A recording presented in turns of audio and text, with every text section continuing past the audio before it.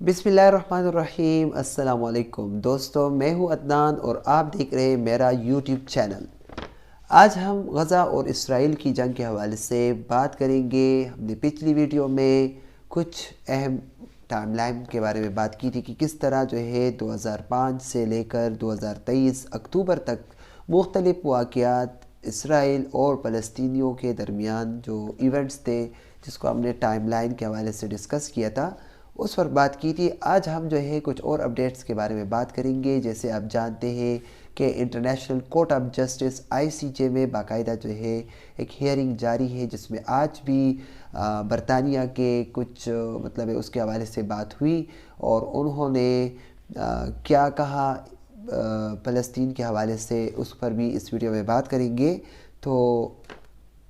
सबसे पहले हम ये बात करते हैं कि 140वें रोज़ में गज़ा का जो जंग है वो दाखिल हो चुका है और इसराइल की जो बर्बरियत है, जुल्म है, वो उसी तरह जारी है। तो कुछ इवेंट्स हैं, उसको डिस्कस करते हैं। जुमेरात के रोज़ वस्ती गज़ा इसराइली हमलों के एक सिलसिले में 40 अफराद शहीद और 100 से ज़ायद ज़ख्मी। इसके ये बात जो है ज़ीरा पर आपको मिल जाएगी। इसी अस्थना में खान यूनिस शहर के नासिर अस्पताल का हमला जारी है। इमदादी एजेंसियों की उम्मीद के वहाँ फंसे हुए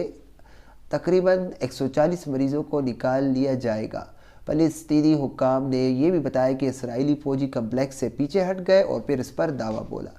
अब वहाँ पर आपको पता है कि बिजली भी नहीं है, गैस, और वहाँ पर जो पेट्रोल है वो भी सप्लाई भी बंद है, और इसके अलावा जो ऑक्सीजन के सिलेंडर्स हैं वो भी वहाँ पर अवेलेबल नहीं है, जिसकी वजह से बहुत से मरीज़ों की जान जो है वो जा चुकी है। इसके अलावा गज़ा की 2.3 मिलियन की आबादी को इंसानी बहरान में शदीद भूख और बीमारी के फैलाव का सामना है, जिसे इमदादी एहलकार में मिसाल करार देते हैं। असल में बात यह है कि आपने ये पहले सुना था न्यूज़ में कि नेतन्याहू असल में इंटेंसिव क्लेंजिंग करना चाह रहे हैं और वो एक किस्म की नस्लकुशी करना चाह रहे हैं फ़लस्तीनियों की, और वो इस नस्लकुशी में एक हद तक कामयाब हो रहे हैं। अगर हम गौर करें तो एक तरफ जो है 29,000 तक शहादतें अभी तक हुई है गज़ा में मुसलमानों की, जिसमें बच्चों की भी तादाद शामिल है, जिसमें जो है औरतें हैं, बुज़ुर्ग हैं, और दूसरी तरफ वो जो मौजूद है 2.3 मिलियन पीपल, 23 लाख लोग खान यूनिस में और जो रफ़ा क्रॉसिंग के करीब मौजूद है, वहाँ पर उनको जो बुनियादी सहूलियात है, पानी है, इसके अलावा खाना है, वो चीज़ें अवेलेबल नहीं है, दस्तयाब नहीं है। बाहर से जो गाड़ियाँ आ रही है, बाहर से जो इमदाद आ रही है, वो भी रुकी हुई है। और इससे पहले भी अगर आपने न्यूज़ में हमने देखा था, जंगबंदी हुई थी और उस जंगबंदी के दौरान कुछ तबादला हुआ था प्रिजनर्स का। तो उस प्रिजनर्स में जो कैदी थे एक साइड से और दूसरे साइड से, तो उसमें कुछ कैदी तो फ़लस्तीनियों ने, हमास ने रिहा कर दिए थे, जिसके बदले में 150 या 200 के करीब या इससे थोड़ा ज़्यादा जो कैदी थे फ़लस्तीनियों के, जो कि ऑलरेडी इसराइल के कैद खानों में मौजूद थे, उनको भी रिहा किया गया। लेकिन एक बात मैं आपको बताऊं कि दोस्तों,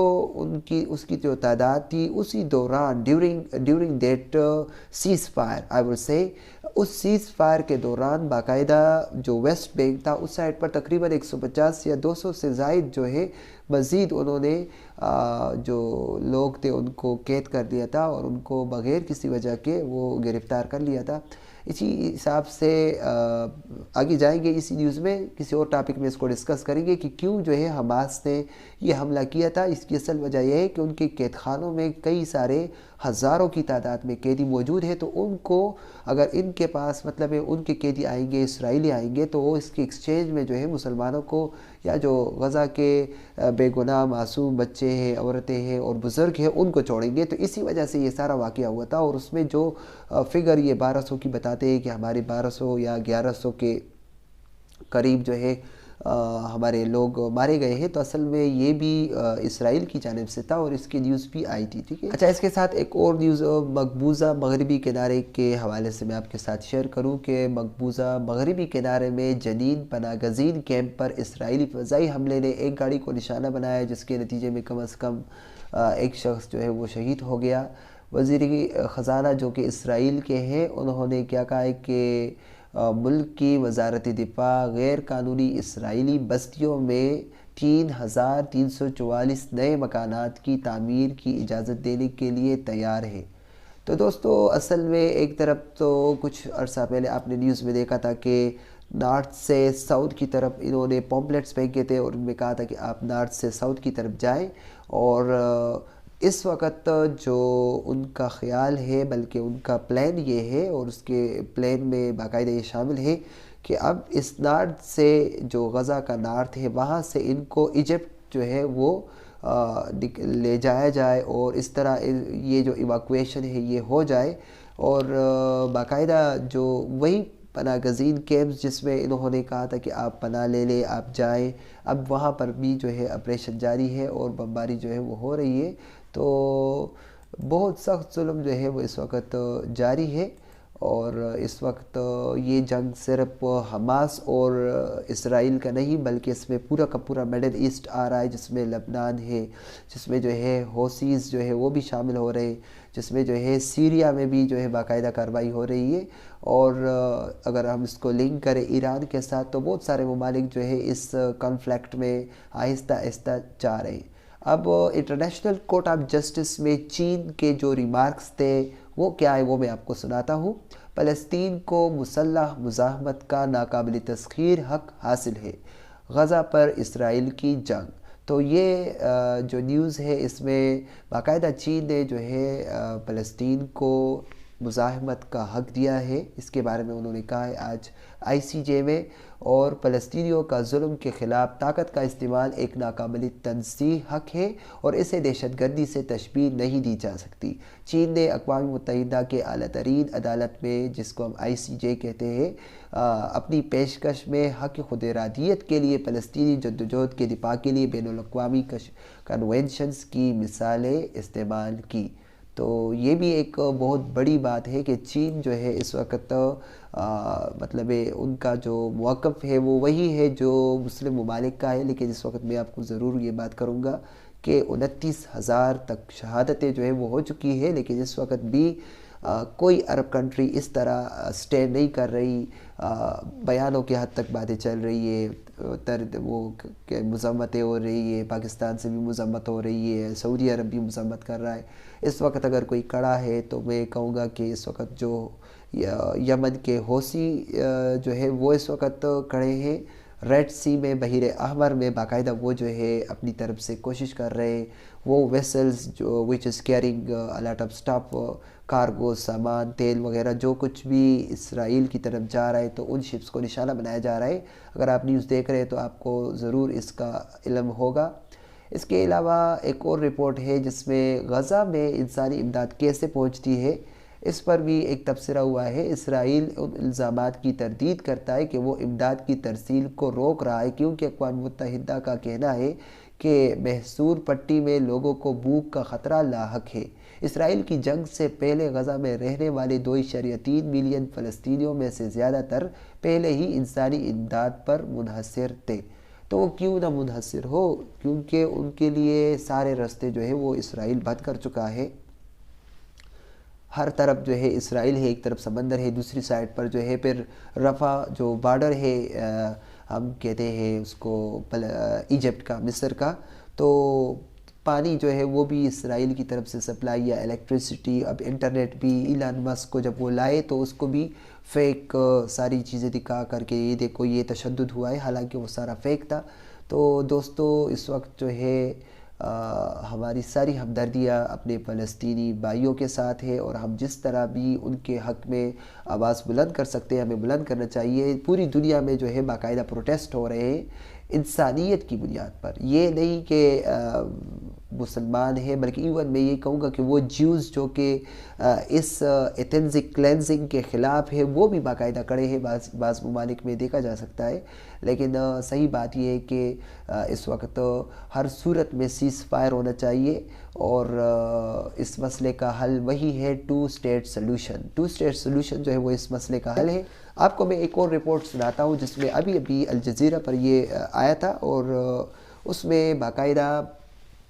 اگر میں بات کروں کہ برطانیہ اور جو یورپین یونین ہے یا برطانیہ اور یو ایس، ان کے دوہرے معیار کو دیکھیں کہ ایک سائڈ پر جب when it comes to Russia and Ukraine war how they are behaving،